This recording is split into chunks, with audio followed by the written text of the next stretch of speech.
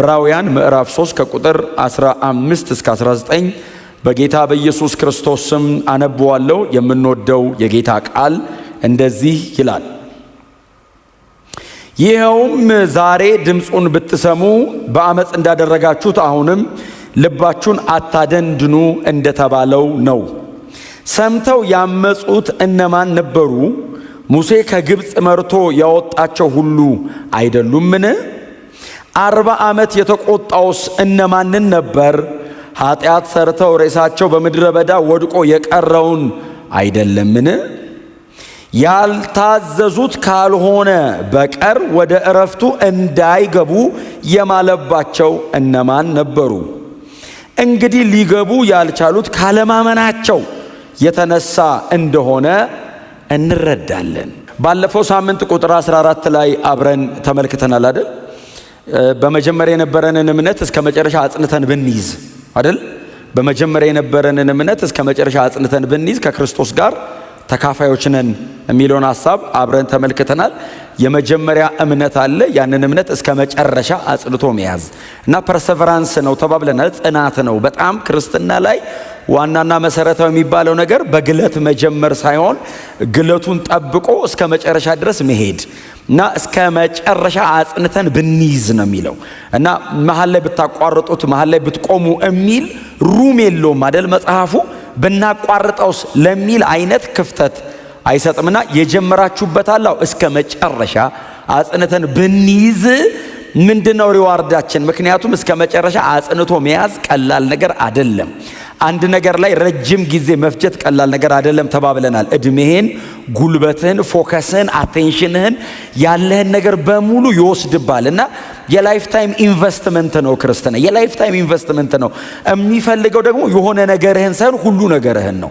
ህይወትን ይፈልገዋል፣ እድሜህን ይፈልገዋል፣ አቴንሽንን ይፈልገዋል፣ ጊዜን፣ ሁሉ ነገርህን ነው ኮንሱም ነው የሚያደርገው ክርስትና። ክርስትና በባህሪው ኮንሱም ጥርግ አድርጎ ነው የሚበላ።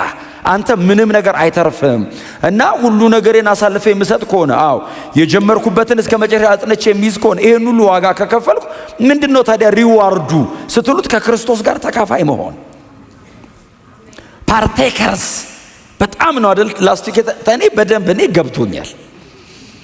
በእውነት እንዲገባችሁም ጸልዬላችኋለሁ በእውነት። ምክንያቱም አንዳንዴ የገባችሁን መናገር ከባድ ነገር ነው።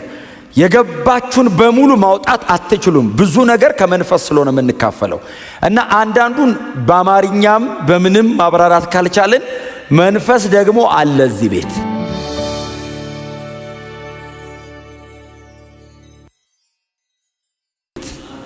ይሄ ደግሞ ክርስትና ነው እና የሚገባን ተነግሮን ብቻ ሳይሆን በርቶልንም። ግን መዳን አንድ ነገር ነው። የዳንበትን እምነት ደግሞ ጠብቆ እስከ መጨረሻ መቆየት ደግሞ ሌላ ነገር ነው እና ፐርሰቨራንስ በጣም እሱ ላይ ሁላችሁም በእውነት ጊዜ ወስዳችሁ አንብቡ። መጽሐፍ ቅዱሳችን ላይ በጣም ብዙዎች ከተመሰገኑ የሚመሰገኑት በዚህ ነው። በጣም ብዙዎች ፌል አረጉ ከተባሉ ደግሞ አርገዋል የሚባለው በዚህ ነው። ጽናት ነው አይደል? የጨረሰው ነው በጣም እናደንቀው፣ ያልጨረሰውን ደግሞ አጀማመሩ በጣም ልዩ ነበር እንላለን። ግን መጨረሻ ላይ ከንፈር መምጠጣችን አይቀርም። ወይኔ ምን አለ ቢጨርስ አይደለም እንለው። አሁን በዮሴፍ በጣም የምትደነቁት ለምንድነው? እስከ መጨረሻ ሄዷል። በሙሴ ለምንድነው የምንደነቀው? እስከ መጨረሻ ሄዷል። በአብርሃም ለምንድነው የምንደነቀው? እስከ መጨረሻ ሄዷል። በአባቶች ለምንድነው በጣም የምንደነቀው? በአንበሳ ለመበላት አይደል? በአውሬ ለመበላት፣ ለመታሰር፣ ዋጋ ለመክፈል፣ ትንሣኤን ተስፋ አድርጎ ለሞት ለሚዳርግ ነገር ራስን ለመስጠት። ይሄ ሁሉ እኮ ጽናት ነው። ለምንድነው በእነ ሶምሶን በጣም እናዝነው? አጀማመራቸው እንዴት ነበር? የአንበሳ ደቦል በመገነጣጠል ነው የጀመሩት። የሶምሶን አይነት እንትን የለም አይደል? ስታርቲንግ ፖይንት የነበረው የሶምሶን አይነት። ለምንድነው ሶምሶንን በጣም ማታደንቁት? አልጨረሰም። ለምንድነው ይሁዳን በጣም የማንገረምበት? አልጀመረም እንደ ይሁዳ ከ12ቱ ጋር ጀምሯል። አጋንንት ሲያወጡት አስወጥቷል። ኦ ጌታ ሆይ በስም አጋንንት ወጣል ብሏል። ምንድነው ታዲያ ይሁዳ ብለን ለልጆቻችን ስም እንዳናወጣ ያደረገን? ለምንድነው ጴጥሮስ ብለን የምታወጣው? ለምንድነው ጳውሎስ ብሎ ለማውጣት ሽሚያው? ለምንድነው መሆን የሚያምረን? ጨርሰዋላ፣ ታግሰዋላ፣ እስከ መጨረሻ ሄደዋላ። መጀመር በጣም ትልቅ ስኬት ነው። መጨረስ ይበልጣል። ከጅማሬ ይልቅ ፍጻሜ ይበልጣል። ምክንያቱም ስትጀምር ከነምናምኑ ነው በግለት የምትጀምረው። ስትጨርስ አልቀ ብቻ ነው የምትጨርሰው። ሙልጭ ነው የሚያደርግ መንገዱ እና ብቻህን ነው የምትወጣው። ቅጥን ብለህ ነው የምትጨርሰው። ስትጀምርስ ጋጋታው፣ ሞራሉ፣ ጩኸቱ ሲያልቅስ አንድ ሰው አብሮ አይመጣም። ኢየሱስን ሲያስጀምሩ ታላያችሁም እንደ ማርቆስ ወንጌልና ማቴዎስ፣ ሉቃስና ዮሐንስ ላይ አጋንንት ሲያስወጣ ንገስብህ ብለው እኮ ነው ያስጀምሩት። ሲጨርስስ ተከታይ የለውም ታውቃለህ። እና እሱም ባለፈው ተናግሬያለሁ። ከዛ እንደገና መጣ አይደል ይሄ ሰውዬ። ባለፈው ያየነውን መዝሙረ ዳዊት ላይ ሄደን ያየነው ጥቅስ አለ አይደል? የእስራኤልን የምድረ በዳውን የ40 ዓመቱን ታሪክ ወንድማችን ንጉሥ ዳዊት ሲዘምረው ሙሉ በሙሉ ጥርግርግ አድርጎ በውስን ቁጥሮች ውስጥ ያንን 40 ዓመት በሙሉ ሰመራይዝ አድርጎ አስገብቶታል። እሱን ጥቅስ አንዲት ቁጥር እኮ አይደለም አንዲት ቃል ሳይቀንስ የዕብራውያን ደብዳቤ ጸሐፊ ሙሉ በሙሉ ከዛ ላይ አምጥቶ ግጥም አደረገው። ምዕራፍ 3 ላይ ከቁጥር 8 አካባቢ ጀምረን እስከ ቁጥር 11 ድረስ ያነበብነው ማለት ነው። ሙሉ በሙሉ መዝሙር 95 አካባቢ ያለውን ክፍል አምጥቶ ግጥም አደረገው። ለምንድን ነው ይህንን ያደረገው? እኛ እንድንማር በነዚህ አባቶች ድክመት፣ በነዚህ በእስራኤላውያን ውድቀት፣ በእነሱ አለመታዘዝ እኛ እንድንማር። እነሱ በዚህ መንገድ ሄደው በምድረ በዳ ወደቁ አይደለም የሚለው ራሱ ነው። ክፍሉን ስለሚደግም ነው። ቁጥር 15 ላይ አይደል? ቁጥር 15 ይኸውም ዛሬ ድምፁን ብትሰሙ በአመፅ እንዳደረጋችሁት አሁንም ልባችሁን አታደንድኑ እንደተባለው ነው። እናንተ አታድርጉ አይደለም እኮ የተባለው ተብሎ ነበር። ዛሬ ድምፁን ብትሰሙ እስራኤላውያን የእግዚአብሔርን ድምፅ ሰምተው ነው ከግብፅ የወጡት። ያንን ብርቱና ታላቅ አስፈሪ ድምፅ እግዚአብሔር ተናግሮ እስራኤልን ከግብፅ አውጥቷል። ዛሬ ድምፁን ብትሰሙ እንደማ እንደ እስራኤላውያን እግዚአብሔር ለሕዝበ እስራኤል ከግብፅ ምድር ለማውጣት የተናገረበት መንገድ የእግዚአብሔር ባሪያ ሙሴ የሞተ ቀን ስለ እግዚአብሔር ባሪያ ስለ ሙሴ ታላቁ አገልጋይ ምትክ የነበረው መሪያቸው ኢያሱ የጻፈው ትዝ ይላችኋል። በግብፃውያንና በፈርዖን ፊት በእስራኤል ልጆች በምድረ በዳው ላይ እነዛን አስፈሪ ምልክቶችና ተአምራት እንዳደረገ እንደ ባሪያው እንደ እግዚአብሔር ሰው እንደ ሙሴ ያለ አይነሳም። ተአምራቶቹን እግዚአብሔር የተናገረበትን እግዚአብሔር የተገለጠበትን መንገድ ሲናገር አስፈሪ ነበሩ ይላል። ተአምራቶ በጣም አስፈሪ ናቸው። ሕዝበ እስራኤል ይንቀጠቀጥ ነበር በየበሩ። የእግዚአብሔር ድምፅ ሲመጣ መዝሙረኛው ዳዊት እኮ የእግዚአብሔር ድምፅ በኃይል ነው ያለው እኮ ለእስራኤል በምድረ በዳ የመጣውን እኮ ሜንሽን አድርጎ ነው። የእግዚአብሔር ድምፅ በኃይል ነው። ምን ያደርጋል? የሊባኖስን ዝግባ ይቆርጣል። ጥቅጥቅ ያለ ደንን ይጠርጋል። ምድረ በዳውን ያናውጠዋል። እግዚአብሔር በዚህ መንገድ ነው የተናገረው። ምድረ በዳ እያናወጠ የሚሰማውን ሰውዬ ብቻ አይደለም፣ ምድረ በዳው ይነቃነቅ ነበር እግዚአብሔር ሲመጣ። የሲና ምድረ በዳ መሸከም አይችልም የእግዚአብሔር ድምፅ። ዛሬ ድምፁን ብትሰሙ ልባችሁን እልከኛ አታድርጉ፣ እንዳታደነድኑ። ሁለቴ ተጠቀሰ መዝሙረ ዳዊት ላይ ያለው ጥቅስ በጣም በጥቂት ቁጥር ላይ ቁጥር 11 ላይ ጨርሶ ቁጥር 15 ላይ ደገመው ክፍሉ። እዚህ ጋር ብቻ አይደለም፣ የሚቀጥለው ምዕራፍ 4 ቁጥር 8 አካባቢ ላይ እንደገና ይደገማል። ዛሬ ድምፁን ብትሰሙ ክብር ለእግዚአብሔር ይሁን እና በአመፅ እንዳደረጋችሁት አሁንም ልባችሁን አታደንድኑ ይልና ከዛ ይመጣል። አለቀቃቸውም እስራኤላውያን። የሚቀጥለው ሳምንት ነው የምንለቃቸው። ዛሬ ተሰናብተናቸው እንሄዳለን። አይዟችሁ ከምድረ በዳ እንወጣለን። ምዕራፍ 4 እረፍት ነው። ወደ ከነዓን እነሱ ገብተዋል። እኛ ዘላለማዊ እረፍት አለ ከፊት። ስለሱ ነው የምናገረው እኔ። ምድረ በዳው ምሳሌ ነው፣ እረፍት የተባለው እሱም ምሳሌ ነው። ባይዘዌ እዚህ ደብዳቤ ጻፊ በጣም አስደናቂ ሰው፣ እግዚአብሔር ይባርከው። ብሉይ ኪዳን ገብቶታል፣ አዲስ ኪዳን የበለጠ ገብቶታል። እና ብሉይ ኪዳንን ያመጣውና አዲስ ኪዳን ጋር ሲያስቀምጠው አንደኛ ብሉይ ኪዳን ላይ የተጠቀሰው ጥቅስ ለምን እንደተጠቀሰ ይገባቸዋል። ቀጥሎ አዲስ ኪዳን ላይ ያለው ክብር ወደር አልባ እንደሆነ ዕብራውያንን ስታነቡ ነው የሚገባችሁ። አሁን ሊትራሊ እየተወራ ከእስራኤል አንጻር እየተወራ ያለው ክብር ወይንም እረፍት ከነዓን ነው። ከእስራኤል ኮንቴክስት ከእስራኤል አውድ አንጻር እረፍቱ ምንድን ነው? ከነዓን መግባት። እግዚአብሔር ፕሮሚስ ላንድ አለው፣ ተስፋ ገብቷል። አስገባችኋለሁ፣ አሳርፋችኋለሁ የሚል ተስፋ እግዚአብሔር ገብቷል። ይህንን ተስፋ እግዚአብሔር እፈጽማለሁ ያለው በባሪያው በሙሴ በኩል ነበር። በእልከኝነታቸው ምክንያት እነሱና ባሪያው ሙሴ ምድረ በዳ ላይ ቀርተዋል። ሕዝቡ አልገባም ወይ? ከ19 ዓመት በታች የሆነው ሕዝብ በሙሉ ገብቷል። ባይዘው እግዚአብሔር የማለለት ሕዝብ ምድረ በዳ አለቀ፣ ሞተ፣ ምድረ በዳ አለቀ እና ልጆቻቸው ናቸው የመጡት። እግዚአብሔር እንደዚህ አለ፣ ለአባቶቻችሁ አስገባችኋለሁ ብዬ ማልኩላቸው ምድር እናንተ ትገባላችሁ። ማን ነበረ ትገባለህ የተባለው? አባቶቻችሁ በአመፀኝነታቸው ሞተዋል። ስለዚህ እናንተ ትገባላችሁ። እኔ ቃሌን አላጥፍም፣ ለነሱ ባይሆንም ለእናንተ መሆኑ አይቀርም አለና ከነዓን ግን እግዚአብሔር ያለውን ስላደረገ እንጂ እረፍት የኛ የምንገባበት እረፍት ጥላ ነች ከነዓን። አንድ ክፍል አንብብላችሁ እዛው ምዕራፍ 4 ላይ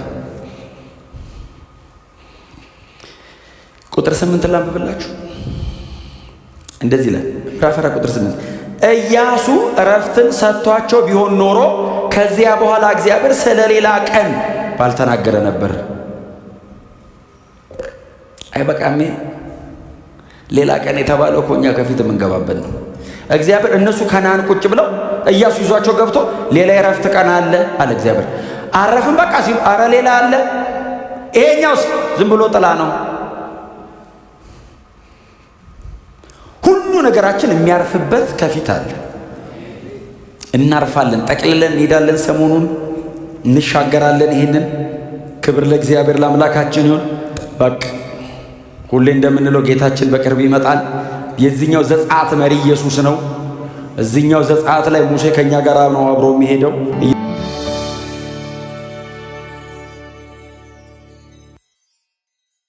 ኢያሱም ይመጣል፣ ሁሉም ይመጣሉ፣ አብሮን ነው የሚሄዱት። ከዛ ግን ቁጥር 16 ላይ ወደ ምዕራፍ 3 ልመለስ። ቁጥር 16 ላይ ይጀምራል አይደል? ወደ 4 ጥያቄ ነው ያለው። ቁጥር 16፣ 17፣ 18 አይደል? 4 ጥያቄ ነው ያለው። ሰምተው ያመጹት እነማን ነበሩ አለ። ሰምተዋል። የሰሙት የእግዚአብሔርን ድምፅ ነው ያዳመጡት። ቅድም የነገርኳችሁን ምድረ በዳ የሚያነቃንቅና የሚያናውጠውን በግርማ የተሞላ የእግዚአብሔር ድምፅ ነው። መቼስ ዕብራውያንን ስናነሳ ግዴታ ያንን የብሉይ ኪዳን ታሪክ ደጋግመን ስለምናነሳ ዛሬም ደግሜ ልንገራቸው አንድ ታሪክ። እግዚአብሔር በሲና ተራራ ላይ ሲወርድ ትዝ ይላችኋል። አንዳንድ የመጽሐፍ ቅዱስ ክፍሎች በእውነት ነው የምላችሁ ካልኖርን በቀር ለመረዳት አስቸጋሪ ናቸው። ኖሮ ያየ ነው አይደለም የሚረዳው። እግዚአብሔር ሲና ላይ ወረደ ይላል ቃሉ። እኔ እግዚአብሔር ሲና ላይ ወረደ ንግግር ብቻ መሆን አይችልም። አሁን የወረደ ቀን መኖር አለብህ አንደርስታንድ ለማድረግ ፉሊ ነገሩ። እግዚአብሔር ሲና ላይ ሲወርድ እኮ የሲና ተራራ እስከ ዛሬ ድረስ እኮ እስከ ወገቡ ድረስ የተቃጠለ ነው። ያኔ እግዚአብሔር ወርዶበት ነዶ ማን ያስተካክለው? እግዚአብሔር ሲና ላይ ወረደ ይልና ቀጥሎስ እግዚአብሔር ባሪያውን ሙሴን ናውጣ አለው። ወደ ልውጣ አለው፣ ወደ ላይ ውጣ አለው። አረር ተራራውን የሚነካ እኮ ይገደላል፣ አንተን ማን ይጠጋል? ናውጣ አለው። ስትወጣ ኢያሱን ይዘውጣ አለው። ኢያሱ ለምን መሰለ? እሱ ከሄደ በኋላ ምትኩ ነው። ኢያሱን ይዞት ወጣ። በጣም ብርቱ ደመና ተራራውን ከድኖት ስለነበር ከኢያሱ ጋር አብረው ወጡና የተራራ ወገብ ጋር ሲደርሱ ፈሩ። ምክንያቱም እዚህ ጋር እንቁምና ኑ ካለ እንሂድ፣ ዝም ብለን ሄደን እንዳንቀር። ፕሮቶኮሉ ሲሪየስ ነው። እግዚአብሔር ያለህን ብቻ። ከዛ ቆሙ። ሲቆሙ ሙሴ እንደዚህ አለው። ሙሴ አለው። አቤት ሲል ኢያሱን እሱ ጋር ተወውና ለብቻ ግባ አለው።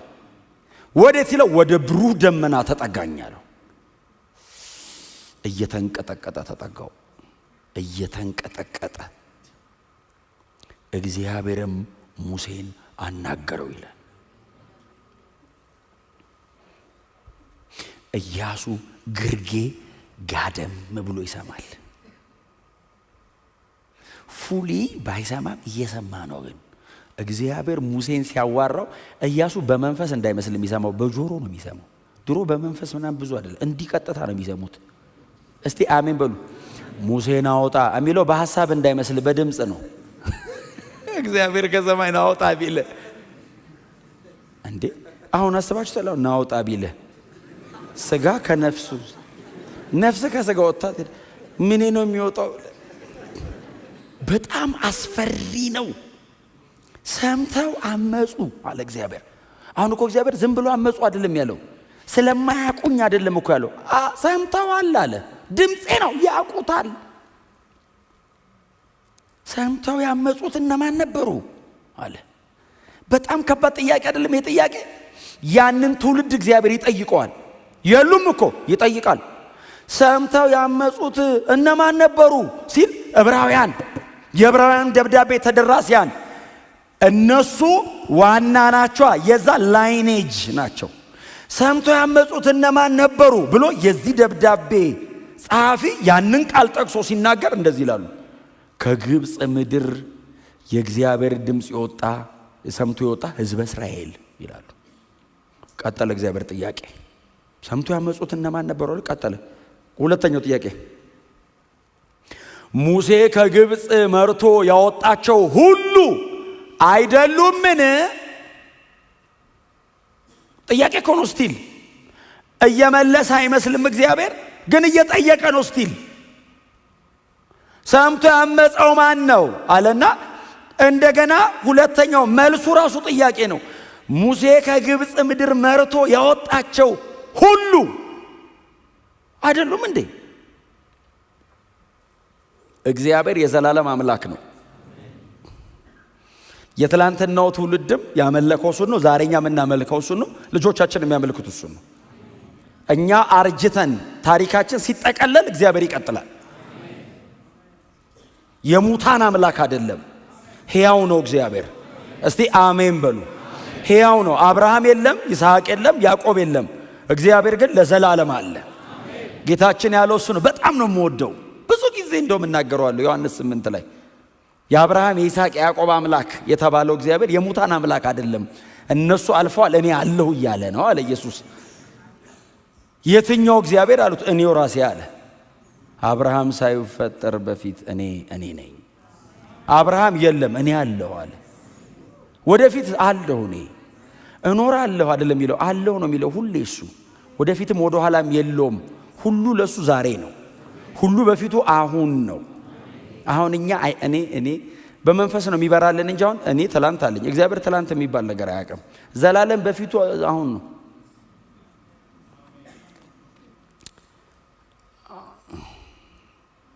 ጌታው ይርዳን እንዲገባን በእውነት ወደ ኋላም ወደፊት የሚለው አይደል? ቢፎር አብርሃም ወዝ አይ አም።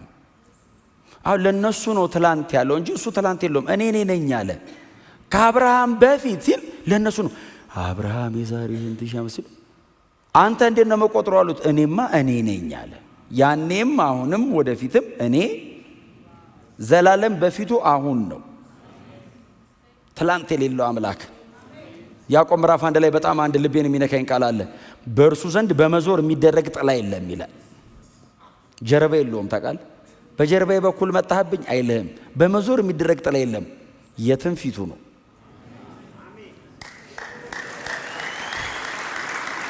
እንደዚህ አይነት አምላክ ታውቃላችሁ እኛ ነን ያለን።